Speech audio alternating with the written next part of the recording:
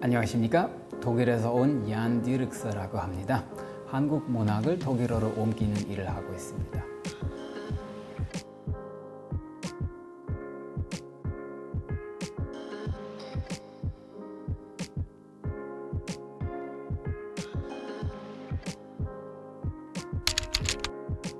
사실 적극적으로 선택했다기보다는 우연한 기회로 시작했거든요. 2010년 한국문학번역원 번역 아카데미에서 근무했던 지인분이 갑자기 일을 그만뒀는데요. 그때 제가 대신하게 되었습니다. 독일에서 한국학 전공했거든요.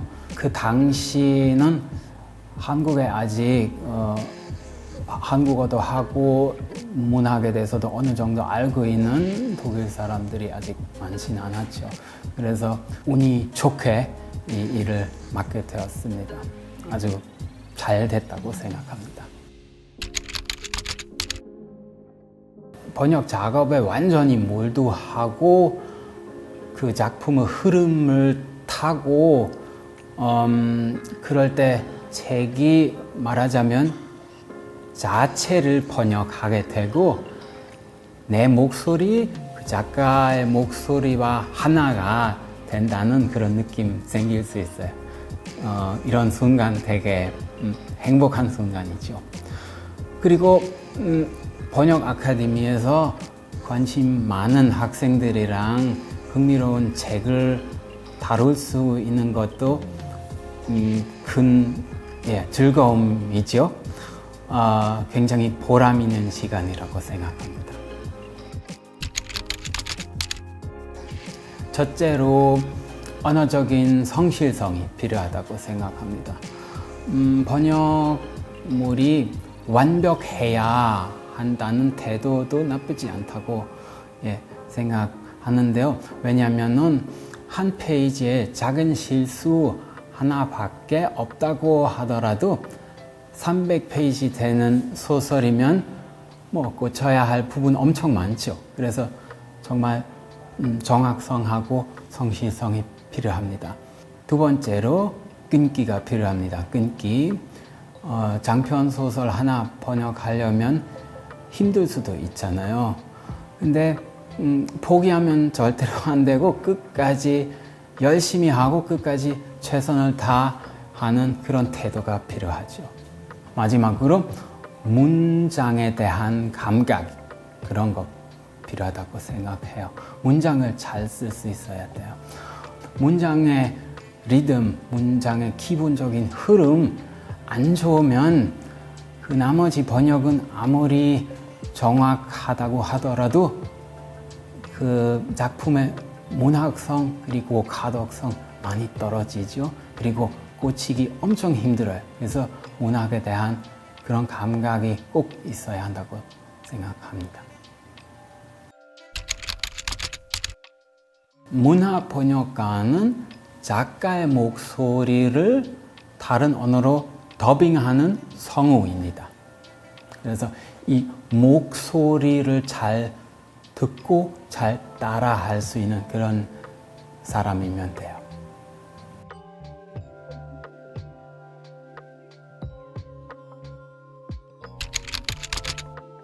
가장 처음 번역한 책은 정영문 선생님이 쓰신 바셀린 부다라는 장편 소설이었는데요. 전위 문학이라고 할 수 있는 스타일인데요. 이 책을 처음 봤을 때 바로 이거 딱 내 스타일이네 라는 느낌 들었고 조금 더 읽어보고 이 책을 번역 안 하면 안 된다. 심지어 이 책을 독일어로 옮길 수 있는 사람 나밖에 없다. 겸손하지 않은 그런 확신까지 생겼어요. 그래서 1년 동안 열심히 번역했고 결국은 번역상까지 수상할 수 있었어요. 그래서 한마디로 말하면 정말 행운이 엄청 좋았어요. 저는 이 책이랑 왠지 좋은 인연이 있는 것 같아요.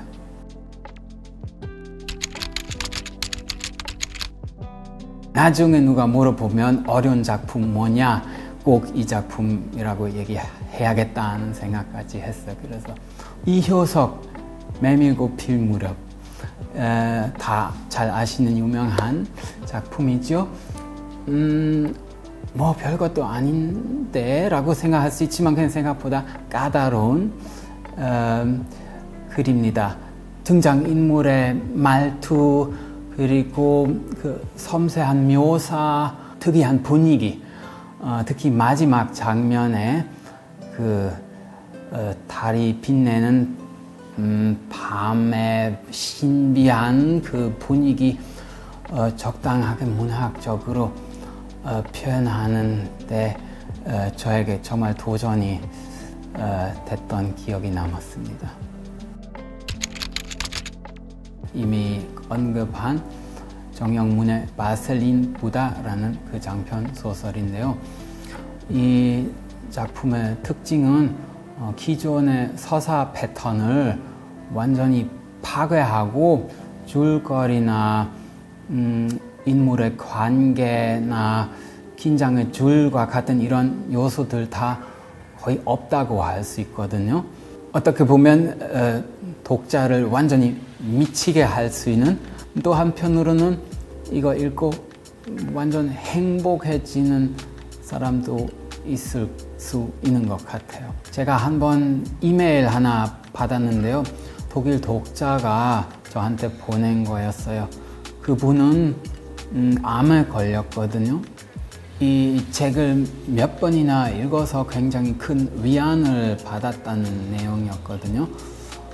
이거 보고 제가 이 번역을 나만을 위한 거 아니었구나 라는 걸 실감했습니다.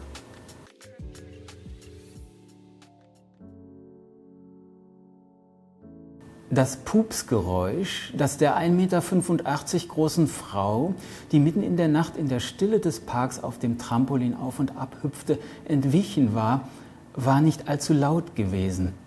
Doch hatte es, ohne die nächtliche Stille im Park zu zerreißen oder weithin fortgetragen zu werden, wie ein kurzes, aber deutliches Signal geklungen. Wie ein versehentlich angestoßenes Glöckchen oder wie das kurze Zwitschern eines Vogels. Und so war für uns die Sache, die ja auch schrecklich peinlich hätte sein können, nicht im geringsten peinlich, sondern einfach ein großer Spaß. Wir brachen in lautes Gelächter aus und der Grund, weshalb wenigstens ich so vergnügt war, bestand darin, dass mich das Geräusch des Pupses dieser sehr großgewachsenen, mir nicht sonderlich gut bekannten Frau, das noch während es verhallte in die Atmosphäre hinein verschwunden war, an eine von einem ausatmenden Fisch oder von einer anderen Bewegung am Boden des Teiches verursachte, an die Wasseroberfläche aufsteigende Luftblase erinnert hatte.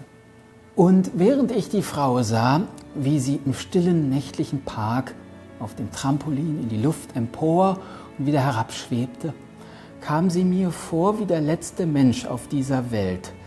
Und ich dachte mir, dass Trampolinspringen sicher eine angemessene Tätigkeit wäre, falls man als letzter Mensch auf dieser Welt übrig wäre.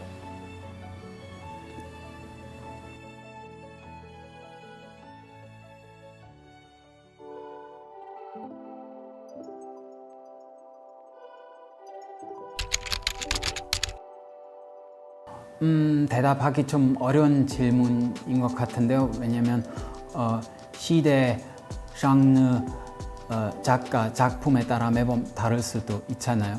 근데 조금 조심스럽게 대답해 보자면은 한국 문학의 경향 아마 다음과 같은 것인 것 같은데요. 이성보다 감정, 지성보다 직각, 분석보다 종합, 날카로움보다 부드러움, 공격보다 하회, 이렇다고 할 수 있을 것 같아요. 한국어의 다이성인데요. 한국어의 경우는 남성인지 여성인지, 어떤 인물이 남성인지 여성인지 꼭 결정하지 않아도 되는데요. 독일어의 경우는 꼭 결정해야 돼요. 그리고 그 밖에는 의태어, 의성어, 사투리와 같은 문제도 가끔 생길 수 있죠. 나중에 만약에 기회가 되면 한번 완전 웃기는, 완전 희극적인 작품을 번역할 수 있으면 좋겠어요. 그리고 앞으로도 학생들한테 제가 지금까지 배운 것들 계속 가르쳐 줄 수 있으면 정말 좋겠다고 생각합니다.